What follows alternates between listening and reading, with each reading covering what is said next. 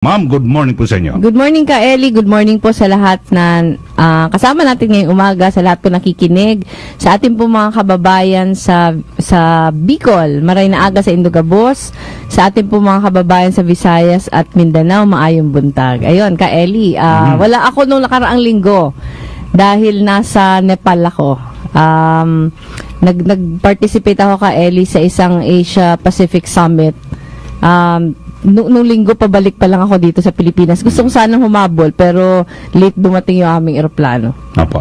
Ayun. Lagi napapanahon. At samantala mga kasaba, marami pa rin ho ng mga issue na tayong pag-uusapan. At maya-maya abangan nyo ho sa istorya ng pag-asa. Nako, very mainit-init special. Very special yung guest natin, ka Ellie, ngayong umaga. Sayang, yung anak ko hindi ko na isama. Kaya mga anak ko, ka Ellie, kasama ko, at yung anak kong wala dito ay inggit na inggit sa mga kapatid niya. Dahil sa guest natin ngayong umaga.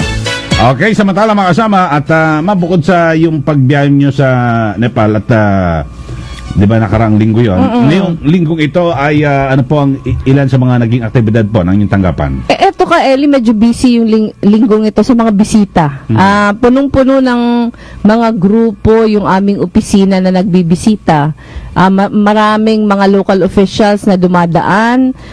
Dahil meron yata, ka Ellie, national convention yung mga councilors. Saka mga vice mayor, kaya marami mga vice mayor sa councilors yung dumaan. Meron din, ka Ellie, nung parang yung Martes yata yun, merong 96 na mga mag-aaral galing sa Manila. Sa Manila pala, ka Ellie, merong Boys and Girls Week na yung mga student leaders sa lahat na public schools dito sa Manila ay nagpa-participate doon. Pumunta sila sa opisina nung Tuesday at nakakatuwa kasi for 1 week ang nangyayari pala, merong ano sila, merong city youth mayor, may city youth vice mayor, may city youth councilors, may city youth congressmen. Tingin ko, ka Ellie, magandang practice ito kasi maaga pa nai-immerse na yung mga kabataan kung ano yung ginagawa ng mga officials.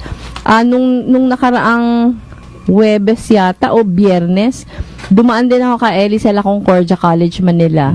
Kasi nagse-celebrate sila ng 150th foundation anniversary. Pero nakakatuwa, ka Ellie, kasi first time ko nakarating sa Concordia.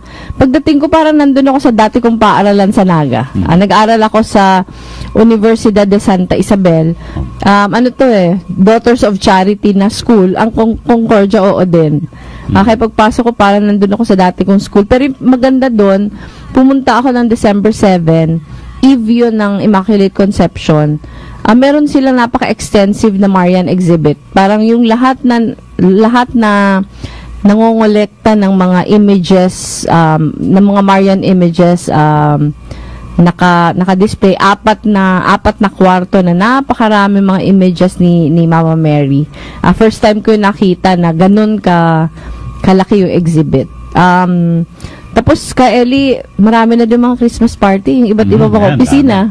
Kaya bihira naman ako lumabas ng gabi. Ngayong linggo lang yata yung gabi-gabi na yung mga Christmas party. Tsaka ngayon, ma'am, mas inagahan na po nila, no, yung Christmas party para sa traffic siguro. Totoo. Mas mabuti naman nga, ka Ellie, kasi dati naalala ko mag-Christmas na parang busy-busy pa din. Ngayon, first week of December pa lang marami na. Okay.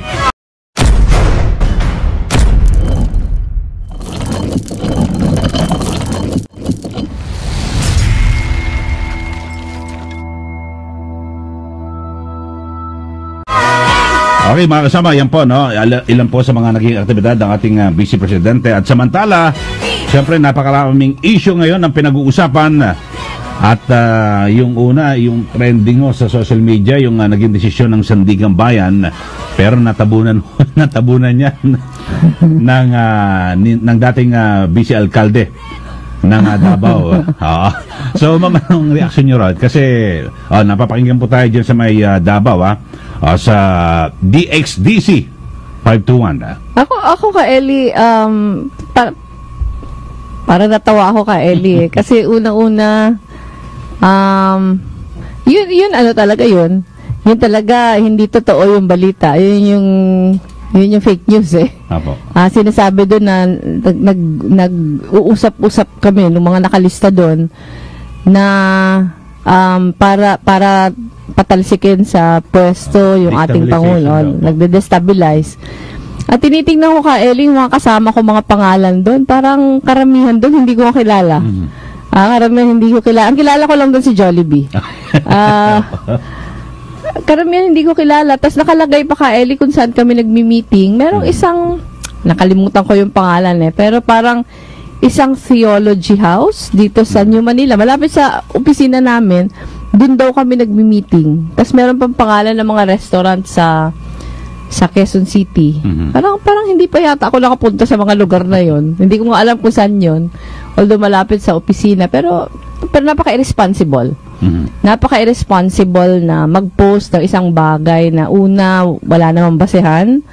Pangalawa, hindi ko alam kung alam niya kung saan yun nanggaling. Kasi obviously, yung gumawa nun, hindi man lang nag-aksaya ng panahon para mag-research.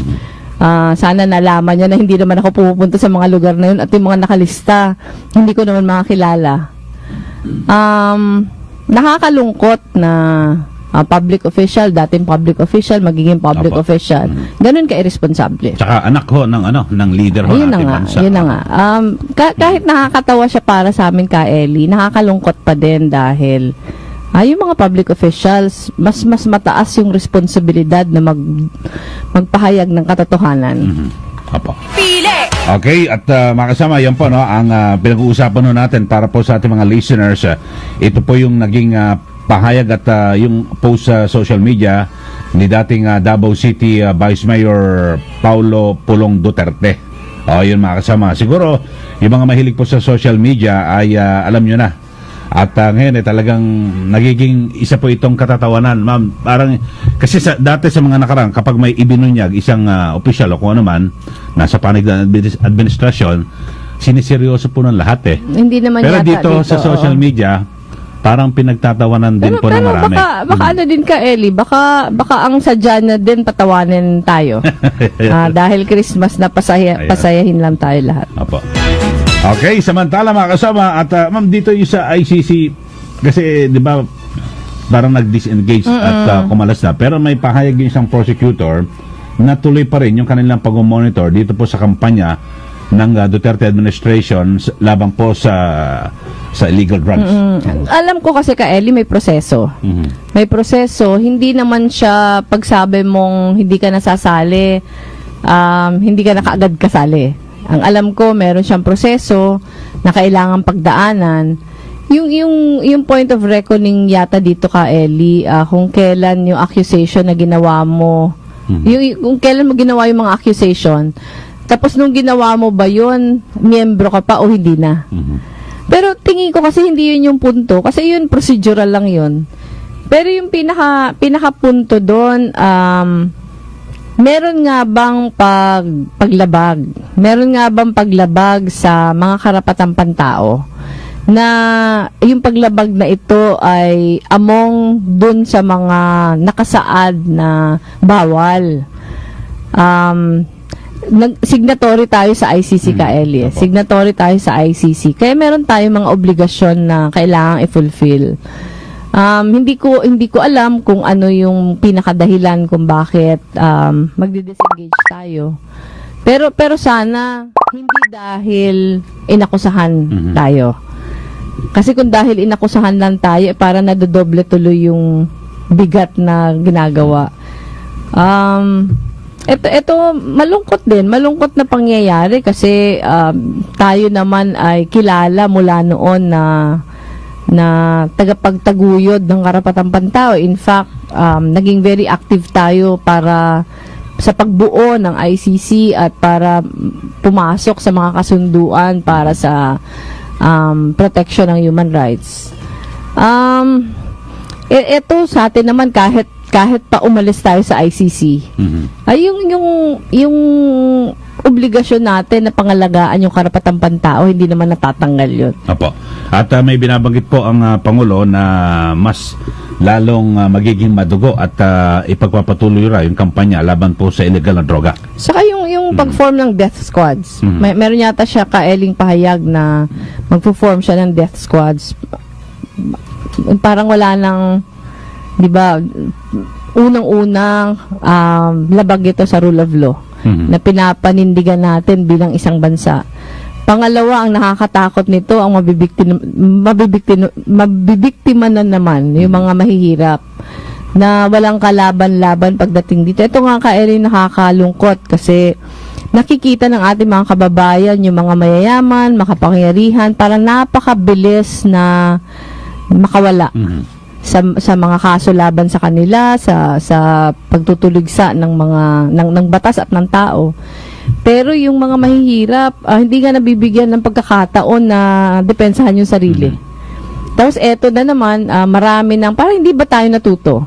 Hindi ba tayo natuto no nakaraang 2.5 taon na napakarami nang namatay, pero yung gusto nating sugpuin, nandiyan pa din. Parang walang halaga yung buhay para makamtan yung isang bagay na hindi naman nga natin parang naa-attain. Ang gusto natin mawala yung droga, marami nang namatay, pero andyan pa rin siya. Opo. Okay, samantala at nakita ko rin ma'am na may fake news na naman ata na kumalat na meron kayong litrato sa pumatay dito kay Kilian. Meron. Actually, Kael, hindi ko pa masyado nakikita yon. In-alert lang ako ng mga kakilala. Meron yata akong picture na may kasama akong lalaki. Yung claim na naman, yung kasama ko doon na lalaki, isa daw doon sa mga pulis na pumatay kay Kian. Ito, nag-fact check na nito. Marami na yung nag-fact check nito at sinasabing mali yun. At hindi. At panahon ata ng kampanya yun eh. Kasi pag sa panahon ng kampanya, pag kung sino lalapit, lahat naman tayo, lahat tayo picture eh. Totoo. Pero yun nga, Kylie, nakakalungkot na hindi naman ako kandidato ngayon 2019. Hindi naman ako kandidato, pero patuloy pa din. Di ba kung naalala mo, nakaraang 2 linggo pa lang, may pinakitang litrato ng mga tsinelas ko at nakuha daw yun sa NPA camp na hindi naman totoo. Ngayon, ayun na naman. May isa akong litrato kasama yung isang lalaki nagpa-picture. Yun daw yung pulis na pumatay kay Kian. Hindi din totoo. Opo. Okay, at samantala ma'am, at sakto dahil sa yung anniversary ng Declaration of Human Rights, bukas ata. Bukas na. Monday. Oo. Opo, ano pong mensahe ninyo? Ito kasi, Kaeli, yung karapatang pantao, nakakalimutan natin lahat na ano ba yung gusto sabihin ng karapatang pantao? Yung karapatan nating mamuhay ng ligtas. Yung karapatan natin na kumain 3 beses isang araw. Karapatan natin na magkaroon ng sariling pamamahay. Karapatan natin na gawin yung gusto nating gawin basta hindi tayo nakakasakit sa iba. Ito yung pang-araw-araw na karapatan na kahit walang batas na ipinasa, karapatan pa din natin to. Kaya sinasabi nga Kaeli, inalienable ito. Hindi pwedeng tanggalin ng kung sino. Pero nakakalungkot ngayon kasi yung konsepto ng karapatang pantao parang dinidemonize. Pinapalabas na hindi tama yung konseptong ito, pinapalabas na istorbo lang yung konseptong ito, na hindi pinapaliwanag kung anong gusto sabihin. Bukas, parang ginugunita natin yung pangangalaga sa karapatang pantao. Pero siguro panahon din ito para ipaintindi sa ating mga kababayan, ano nga ba itong karapatan na to at bakit kailangan nating depensahan. Kahapon Kaeli, naimbita ako sa isang forum na pinangunahan ng UNESCO. At yun ay young professionals, yung pinapakipaglaban nila Kaeli, yung karapatang pantao nga. At sinabi ko doon na kailangan ipaintindi muna natin sa ating mga kababayan kung anong gusto sabihin nito. Kasi yung mga ayaw igalang yung karapatang pantao, sila din yung naghahanap ng mga paraan para siraan yung konsepto ng human rights na dapat hindi naman. Opo. Okay, at yan lang ho, no? Ilan sa mga issue na pinag-uusapan ngayon. At marami ho, no? Dahil sa yung issue ng karapatang pantao, talagang lalo ngayon nagigising ang taong bayan, no? Dahil sa dami nga ho, ma'am, madalas na nabibiktima yung mga kababayan mahihirap. natin mahihirap. So walang Opo. kalaban-laban. Dati nang hirap sa buhay, sila pa yung nabibiktima ulit. Mhm. Kaya ito yung nakakalungkot. Maraming kampanya yung pamahalaan na hindi naman natin naaabot yung ating pangarap, pero yung mga mahihirap talaga nagbubuwis ng Opo. buhay. At samantala, ma'am, ano ang take nyo rito sa talagang parang atake po, no, sa simbahang Katolika at talagang medyo tumitindi po ang laban ngayon, ang batikoso mula po sa ating pamahalaan. Bagamat sabihin natin, yung paghihiwalay ng simbahan at ng gobyerno, talagang iba yan. Pero dito po sa puntong ito, ano po masabi nyo rito at kayo bilang isang miyembro rin po ng Katoliko? Ako hindi ko alam ka, Eli, kung bakit kailangang siraan yung simbahan. Wala namang institusyon na perpekto, pero hindi din tama na sisiraan mo na kung may galit sana ka, Eli, sa pare o kung kanino man, hiwala yun. Hiwala yun kasi yung simbahan tayo yun eh. Kabuuan. Kabuuan yun. Ang Buong simbahan institusyon. kasama yung mga nananampalataya. Hindi lang naman to, ang simbahan hindi lang naman mga pari eh. Kung may galit sa pare, ihiwala yung galit Yung sa pare. particular po siguro na pare na kung saan siya galit or sa obispo, yung siguro ang batikusin niya. Ayun na nga ka, Eli. Yung isa pa nakakalungkot, halimbawa, nung nakaraang buwan yata, yung isa sa mga binabati ko, si Bishop David. Aha.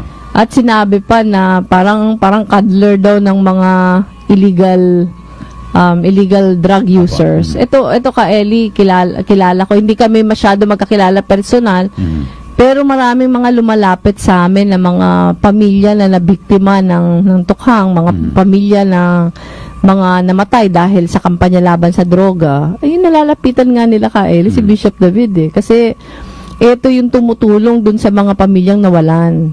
Kaya nakakalungkot yung nakita kong mga accusations, pati corruption kasama. Yung sa akin lang, kung may kilala silang pare na may hindi ginawang mabuti, di sampaan ng kaso o batikusin ang hiwalay, pero wag naman sanang idama yung buong simbahan. At meron pa isang pinakamatindi, yung parang ipapatay, mga ganon. Oo. Mga termino na ganon, po. Ayun na nga, yun nakakatakot dito ka, Eli. Nasasanay na yung tao. Nasasanay na yung tao na parang yung kasamaan tuloy, yun na yung normal. Ito yung tingin ko, ito yung mas nakakatakot. Kasi yung paninira sa ibang tao, yung katotohanan lalabas din sa huli. Pero yung nasasanay tayo na araw-araw may masamang nangyayari, na parang nananab na tayo ka, Eli. Dati-rati, siguro pag may opisyal ng pamahalaan dati na magsabi ng mga bagay na to, lahat maiiskandalo. Pero ngayon dahil halos araw-araw may sinasabing kakaiba, parang nasasanay na tayo. Saka masakla po rito, ma'am, baka yung maging perception din po ng mga kabataan. Oo nga. Sa inaharap, Actually ka, Eli, nung nakaraang 2 linggo, nag-volunteer ako sa Project Makinig. Merong isang proyekto ka, Eli, na mag-i-interview ka ng mga tao tungkol sa pang-araw-araw nilang problema at aspirasyon. Oo, nandun tayo sa Naga. Naglakad ako sa may release ng tren at sinalubong ako ng napakaraming mga bata. Nung pagsalubong sa akin, nakikipagkwentuhan, nagsusumbungan sila at sinasabi ng isang bata, ayan, pagalitan mo yan, ma'am, kasi yan, parati na yan nagmumura ngayon, may ginagaya. Nakakalungkot na yung nakikitang halimbawa ng mga bata, yung asal na ayaw nating parang matutunan nila. Kaya nga, di ba, ma'am, yung kasabihan na yung nakikita ng bata sa mga matatanda, nagiging tama. Totoo. Yung mabuti lang doon kasi mga kalaro niya ka, Eli, alam na masama yung ginagawa niya. Dumedepensa nga yung bata. Pero, yun yung kinukwento nila na ang sama na daw ng lumalabas sa bibig ng isang bata. Okay, mga kasama. At maya-maya, antabay ho kayo at siguro bigyan natin ng patikim, ma'am, no? Yung istorya ng pag-asa. At yung guest natin ngayon ka, Eli. Yung mga mahilig po sa basketball. Oo. Yung guest natin ka, Eli, siya yung team captain ng Ateneo Blue Eagles. Yes. Yung ating UAAP men's basketball champion ngayong taon. Nanood ako ka, Eli, ng game 2. Yes, ma'am. nakita Nanood ko ako na ng yan. game 2, napaka-exciting. Nag-cheer ako sa kalaban na Nasa-sandwich team. sa akin ng anak niya. Oo, nag-cheer ako sa UP Maroons kasi loyal naman ako sa paaralan ko ka Ellie. Na-sandwich ako ng mga anak ko na mga diehard na mga Blue Eagles fans. At napanood talaga natin ka Ellie kung gaano din talaga kahusay yung Ateneo Blue Eagles. Tapos ito ka Ellie, guest natin ngayon, siya yung team captain. Nagulat nga ako first, nakikita ko siya sa TV. Yung mga anak ko, mga fans niya. Pero sabi ko, graduate na siya ng college, pero parang first year college yung Kaeli, di ba? Parang mukhang batang-bata. Kasama na natin siya ngayon, si Anton Asistio. Ayun, Anton, good morning sa iyo. Magandang umaga po. Thank you for having me. Ayan, Anton, kaya ka namin naimbitahan kasi meron kaming programa sa opisina na ang tawag Istorya ng Pag-asa. At yung kwento mo, parang nung nanalo kayo, yung nanalo yung team nyo nung nakaraang Wednesday, parang yung kwento na lumaki yung kwento mo. Kasi yung kwento mo, parang kwento ng talagang struggle ng isang basketball player. Ito ka, Ellie, nagkakwento siya kanina bago tayo nag-umpisa na mula grade school, atinista na siya at naglalaro na. Una-una, Anton, paano ka nahilig sa basketball? Actually, ang una pong nagturo sa akin mag-basketball yung dad ko. Kinikwento po nila na nung bata pa ako, pag binibilan nila ako ng mga laruan, lalarin ko siya for mga ilang araw lang. Pero ang balik ko po talaga sa Bola. basketball, opo. Pero yung dad mo, hindi naman siya basketball player. Nagba-basketball po siya dahil marami po siyang sport, pero hindi po niya natuloy. So, Anong age ka nun? nung naglaro po, siguro po mga 6. Oh, grabe. 6 Sobrang years old bata pa po lang. talaga. Sobrang bata pa. Pero yun talaga yung pinakahilig mo na. Opo eh. Yun po parang love at first sight po. Kumbaga. Tapos ito, sa family nyo, puwera sa'yo, sino yung ibang basketball players? wala po. Ikaw Ako lang, po ikaw talaga. lang. Tapos, yung speech mo kasi during anong ka, Ellie, after, parang naging tradisyon ito sa Ateneo, na manalo o matalo, after the finals na game, nagkakaroon ng Mass sa Jesu. Tapos, yung nag-viral talaga ka, Ellie, on social media, yung speech ni Anton. Yun talaga yung parang very touching. Tapos, doon nakita yung haba ng struggle mo. Parang sinasabi mo doon, ilang years ka naglaro for Ateneo? Siguro po mga 18 years 18 po. years ka, 18, Ellie. From grade school. School to high school, opo. So, yung grade school, nasa varsity ka na ng basketball. Opo, mga grade 3 po. Grabe ka, Ellie, no? Grade 3, tapos tuloy-tuloy na yun. Opo. Pero parang yung parang nag-catch ng attention sa tao, yung college ka na. Opo. At member ka na ng Blue Eagles. Kasi nung second year mo ba o third year, parang na-demote ka Opo. to Team B. Ano yung dahilan? Actually, hindi ko po talaga alam kung ba't ako na-cut nung second year. Pero, ang naalala ko lang po nung first day nung pangalawang taon ko, sinabihan na kami ng coach ko na parang sa Team B na kayo mag-ensayo. Parang, basically, na-cut po ako, tinanggal po ako sa team. Pero yung first year ka, nasa Team A ka. Opo. Tapos, nung sinabihan ka nun, kasi sa tingin ko, I would like to imagine yung ano yung naramdaman mo nung sinabihan ka, Team B ka na. Siyempre po, nagulat ako tsaka nalungkot po talaga nung una kasi pangarap ko po talaga yung maglaro sa Ateneo Blue Eagles eh. So, yun nga po, nalungkot ako. Pero, hindi ko naman po siya masyadong dinamdam. Kasi, naintindihan ko po na may mga bagay na kailangan pa akong Pag-usayan, i-improve o pag-usayan. So, yun naman po. Pero, swinerte rin po ako nung taon na yun kasi na-line up po ulit ako nung taon yun, second year.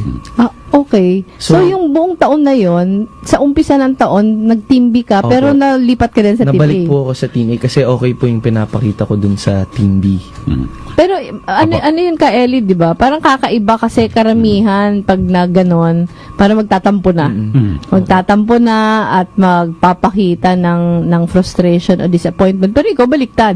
Opo. Yung ginawa mo, nalagay ka sa Team B, pinakita mo yung husay mo. So, nabalik ka sa Team A. Para sa kalaman po natin mga listeners at mga nanonood, ano yung sa Team B, ibig sabihin, nasa reserve, ano ba Parang yung may Team B? dalawang team po kasi. Yung Team A, yun po yung mga naglalaro sa UAAP. Yung Team B, parang may pool po of players na pwede nilang pagpilian. Yun. O kung may Yung mga nai-injure, reserve players, oo. parang gano'n. Parang reserva. So, Reserva nalagay lahat. siya sa reserva. Naglaro na siya ka Ellie sa Team A.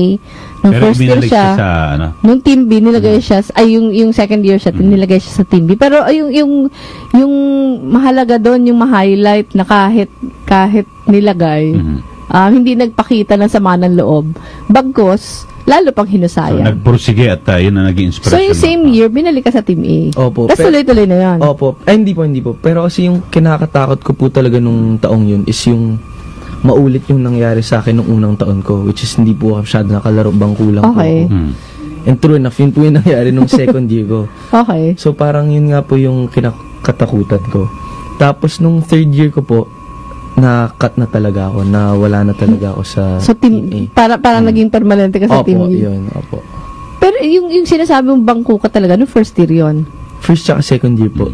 Halos wala kang playing time. Bihira lang. Pero kadalasan naman kapag lalo't sabi nating rookie, talagang pang ano ka lang hindi ka talaga mabababad opo. Ganun naman natural sa mga Opo, basketball parang team. proseso po talaga eh. Aakit po kayo. Pero yung grabe nun, ako, imagine ko lang, siguro kung dati kang Team B, okay lang, di ba? Pero nag-Team A ka na, tapos na-Team B ka. Ayun, Hindi ka ba naghinanakit sa coach? Siguro po nung una, medyo parang Masama nagtampo yun. po ako. Sino pang coach doon? Yung nasa UP na or Opo, siya po. si Bob Rasola? Opo. para ano pala? Pero naiintindihan ko naman po kasi trabaho niya po yun eh. Siyempre, parang desisyon niya po kung sino yung mga sa tingin niyang pinakamakatulong sa sa team niya team, na manalo. Pero kung hindi, sa tingin niya po, hindi ako isa sa mga taong yun. Wala naman pong... Pero ano masama pala doon. yun, no? Parang ang ganda ng kwento nyo. Kasi siya yung naglagay sa'yo sa Team B. Pero nung last year mo, sila yung kalaban. Yung nakalaban. So, parang may hugot ba konti ron na eto dati ko tong coach ipapakita ko sa kanya. Yun ba yung dahilan kung bakit ang husay nilagay mo ako ngayon? sa Team B. So, gagaling ko. Hindi, naisip mo rin wala naman. Siyempre, Yeah. ginamit ko po yun as Motivation. motivation. Motivation. Pero hindi naman po sa parang galit ako sa kanya. Actually, wala naman. nagpapasalamat nga ako sa kanya kasi kung hindi po dahil sa kanya at yung nangyari sa akin, hindi po ako magpupursige at maghihirap. Pero ito, Anton, yung mga anak ko kasi ka Ellie, mga swimmers nakikita ko kung gaano kagrabe yung disiplina, gaano kagrabe yung practice hours. Yung sa inyo ba, ano yung regular na ensayo nyo? Usually po, ang practice basketball practice po namin 6 to 9 p.m. Okay. So 3 oras po. Pero minsan po bago po 'yun, may mga buhat po. Pag-workout. Oo, kasi Kasi iba mga teammates na nakakasabay ko rin sa Oo. celebrity. Aray po. Yeah. pero yun, yung 6 to 9, everyday yun. Opo, everyday. Monday to Friday. Pero paano nyo nagagawa? Kasi mga anak ko, mga atinista din ka, Ellie. Alam ko na grabe yung schoolwork. Paano nyo nababalanse yung school saka yung pag-iensayo? Sa akin po kasi, nung nasa grade school pa po ako, sinanay na ako na ganun kasi varsity po Oo. ako, di ba? So, after class, meron pa po kaming kaunting oras para Doon mo mag-aral nagagawin or lahat. mag-homework. So, ginagawa ko na po para pag uwi sa bahay, pwede na ako matulog. Kasi syempre, pag galing ka sa practice, pagod na pagod ka, Opo. diba? Totoo po yan. Pero grabe yun kasi normally, pag college student ka, pag uwi mo sa bahay, mag-aaral ka. Opo. Pero kayo, instead na uuwi sa bahay, mag-ensayo, tapos uuwi kayo 9 o'clock in the Opo. evening. Eh kung malayo pa yung bahay mo ka, Ay, Ellie, di ba? Babiyahe ka pa. Pero ikaw, from grade school, gano'n na yung Opo. Routine. schedule mo. So, nasanay na po ako. Pag UAAP season ba, mas matagal yung practices o pareho lang, 6 to 9? Parehas lang po. Pareho lang. Parehas lang po. Pero ano yun, pati yung diet nyo, merong Hindi naman po sila masyadong stricto sa diet. Pero, syempre para sa sarili na lang rin, wag masyado kakain ng mga, para hindi ka may mabigat, mga no? mataba. Ito Anton, sabi mo second year saka third year. Talagang nasa Team B ka na. Opo. Kailan ka na ibalik sa Team A?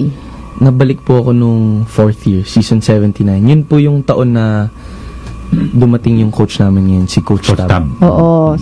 Balita ko ka, Eddie, sobrang husay nitong nakita naman natin sa quality ng laro, di ba? Pero ito, paano ka na-discover ulit ni Coach Tab? Bali, pagdating po niya kasi, foreigner siya, di ba? So, wala po talaga siyang Walang kilala. background, oo. Opo. So, nagpa-tryout po sila, parang open tryout. From Team B o from yung anyone? mga Team B po, tas yung mga dating, yung mga galing na sa Team Okay. A. Tas siguro, actually wala pa po atang mga recruit nun eh. So, parang clean slate siya? Opo, clean slate okay. po talaga. Kaya ko po naisip na, ito na yung chance ko na ipakita. Yung, May nakita akong statement niya na sinasabi niya na parang isa ka dun sa mga unlikely. Kasi maliit ka. Opo. Ano yung height mo, Anton? 5'10 po. Yung 5'10", ano ba siya? Maliit ba siya compared sa mga basketball Para players? sa basketball player po, maliit yung 5'10 sa position ko. Kasi ano po ako, shooting guard. Okay. Usually po yung mga 5'10 hanggang mga 6'1 or 6'2. Oo. Kadalasan po point guard yung Point mga guard. Okay. Pero nakasanayan ko po kasi talaga shooting guard. So yun nga po, nung unang taon ni Coach Tab, Yung sabi 79 niya, yun. Opo, sabi niya, he's a Pwede. point guard. So, dapat yun po yung laro ko. Kaso, hindi po talaga ako sanay. So, nahirapan ako. Parang bumaba pa nga po yung chance ko. So, dumating sa point na muntik pa akong makat ulit. As in, pangatlong taon na po ito. Sinabihan kami ng usang nagta-tryout din na o kayong dalawa, kayong naglalaban para sa huling Oh my slot. So, naisip ko, wow, pang-4 na taon ka na. Saka mag-graduate ka na. Tapos last slot pa rin yung pinaglalaban ko. Pero hindi naman po bago sa akin yun. So, kaya, kinuha ko lang po siya as, challenge. Kumbaga. Pero grabe pala, no? Parang 3 taon na parati nasa, hindi ka Parang wala pong katapusan. Oo. Sige ka, Ellie. Apo, so, pero dito, last season mo na ito, no? Sa UAP. So, anong balak mo ngayon? Papasok ka sa professional or paano? Hindi pa PBA po or ako ba? pwede mag-PBA kasi kailangan ko pa po mag-D-League. Required ba magdidilig yun? pa ako. Required Required yun? po. Hindi ka pala pwedeng from UAAP diretso sa pro? Pwede po, pero kasi yung Ateneo po, wala silang team sa D-League eh. Kaya So, pasasali hindi ka kami muna rin. nakakalaro sa D-League. So, ilang taon ka pwede maglaro sa D-League? Actually, kailangan ang pala requirement lang po ata 7 games. So, 7. Okay. Pero yun yung balak mo, na Opo, magpo-pro ka. opo. So, 5'10", si L.A. Tenorio, 5'10 ata, 11, 5'11. Hindi po. Ateneo rin siya eh. Mga Diba? 5'8 lang po ata si LA. Hindi, mga 5'10", siguro 5'8 lang. Pero yun, sumikat sa'yo. Diba? Galing Blue Eagles din yun, diba? Opo. Ateneo. So, inabutan mo yun nung nasa high school ka or Grade school pa. po. Nun. Sobrang idol ko po yun. Sobrang bata nito ka, Ellie. Pero pag gano'n yung mga malilit, mas maganda kung point guard mas mabilis kumilos. Hindi lang. Saka actually sa court, stand out tuloy. Stand out yung maliit. Kasi ang kasama mo ang lalaki. Tapos kung sobrang husay mo, parang lalong na ma-magnify yung husay. Kasi sasabihin, yun, kahit maliit, napakahusay. Galing. Pero ito ka, Ellie, ako kasi ka, Ellie, hindi naman ako. Yung mga anak ko sobrang basketball fans. Parati sila nanonood ng live. Ako, hindi naman ako parati. Pero nung game 2, alam ko na yung pangalan ni Anton kasi yung bunso ko, wala nang ibang bukang bibig siya.